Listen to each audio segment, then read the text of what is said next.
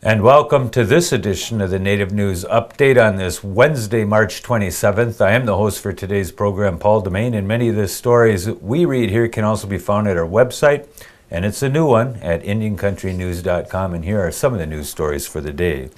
A group of young people from the James Bay Cree community of Wampanoag, Quebec arrived at Parliament Hill in Ottawa this March 25th, ending a 1,600-kilometer trek meant to bring attention to Aboriginal issues.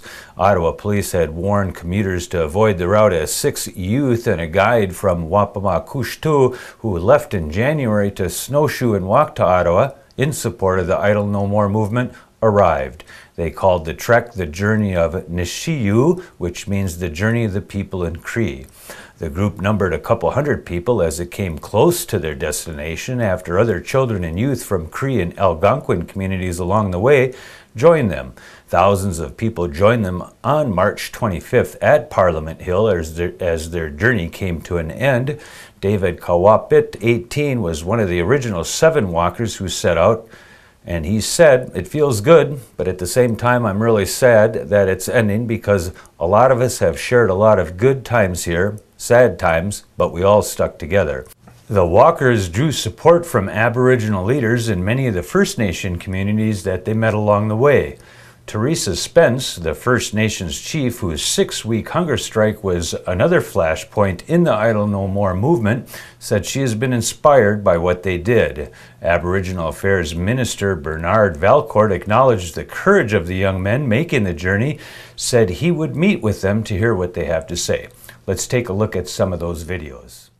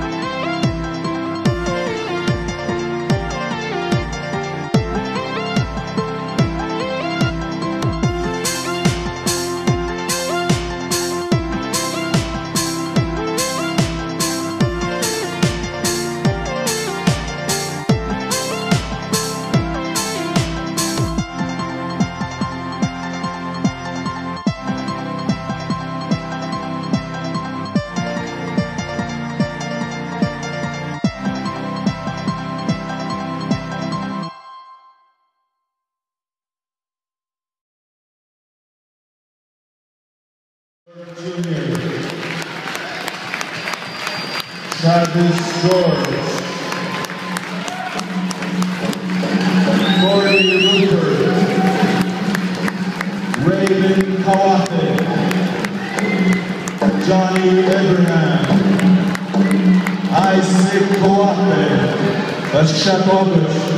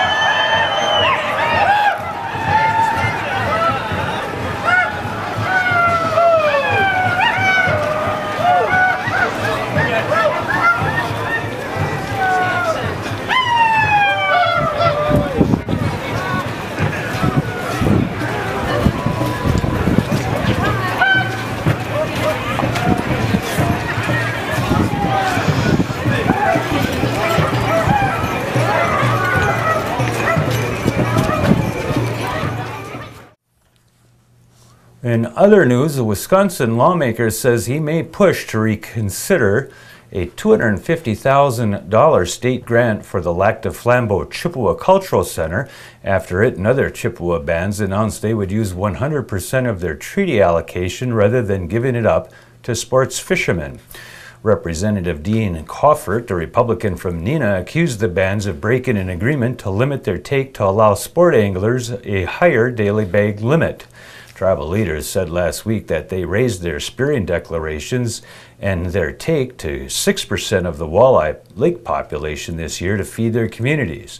But they have also been irritated by the state's resumption of a wolf hunt and the relaxation of environmental mining standards to develop an open pit mine. Coffert said he plans to bring up the grant money at an April meeting by the State Building Commission. An advocate for the poor in California who made trips to South Dakota's Pine Ridge Reservation to help people there has passed away in a vehicle crash in Wyoming. Thomas Stryker, 58, lost control of his van on an icy Interstate 80 March 22nd while returning from the Pine Ridge to his home in Nevada City, California. The Highway Patrol said Stryker was thrown from the van when it rolled and died en route to the hospital. In Nevada City, Stryker handed out food vouchers to the homeless and served hot meals through his nonprofit, Divine Spark. He began making several trips a year to the Pine Ridge Reservation starting in the year 2002 after meeting someone from the reservation and learning about its struggles with poverty. Regina Brave, 72, of Oglala, told the Rapid City Journal that Stryker once brought her a sewing machine and he brought her, one of her family members, a crib mattress for Thanksgiving. The Rocky Boys Chippewa Cree Tribal Council has voted unanimously to oust its chairman. The council voted March 25th in a closed session in which even the dismissed chairman, Kenneth Blatt St. Mark's, did not participate. A statement from the council accused St. Mark's of charges that included employee harassment, sexual harassment, financial misconduct, unauthorized expenditures, and illegal employment practices.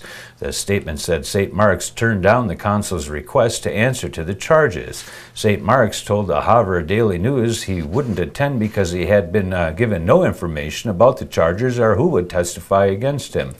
St. Mark's has previously told the council opposed his cooperation with a federal corruption investigation. A lawsuit between the Northern Arapaho Tribe and the U.S. Fish and Wildlife Service over the tribe's fight for a permit allowing it to kill bald eagles for religious purposes is on hold for 60 days while both sides consider implications of a new Wyoming law. U.S. District Judge Alan B. Johnson signed an order staying proceedings in the tribe's ongoing lawsuit against the Federal Wildlife Management Agency. Wyoming last month changed its laws to allow falconers with proper permits to capture eagles. State officials have said the change was necessary because the Wyoming Department of Game and Fish recently had taken over administration of falconry programs. The new law also may provide an avenue for settling a lawsuit that had pitted the Northern Arapaho Tribe not only against the federal government, but also against the Eastern Shoshone Tribe. Both tribes share the Wind River Indian Reservation in central Wyoming. The Fish and Wildlife Service last year issued the Northern Arapaho Tribe the nation's first permit, allowing them to kill bald eagles for religious purposes. North Carolina's Cherokee have completed a 5-year, $650 million expansion of the tribe's money-making casino and hotel complex there. The Winston-Salem Journal reports that the tribe's tourist destination in the Appalachian Mountains now has twice the number of hotel rooms and amount of gambling space.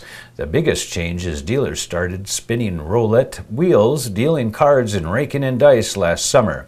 North Carolina officials last year negotiated a compact that gives the state a portion of revenues for the new games. Join IndianCountryTV.com this Saturday, March 30th for 2 hours as we broadcast live a public hearing held on the Lakudere Ojibwe Reservation entitled Prescription Drug Abuse, beginning at 10 a.m. Central Standard Time.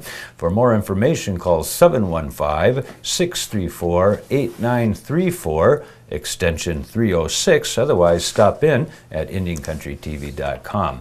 And that's going to be another roundup of news from Indian Country on this edition of the Native News Update. We want to say P. Nagigi for joining with us and come back again soon.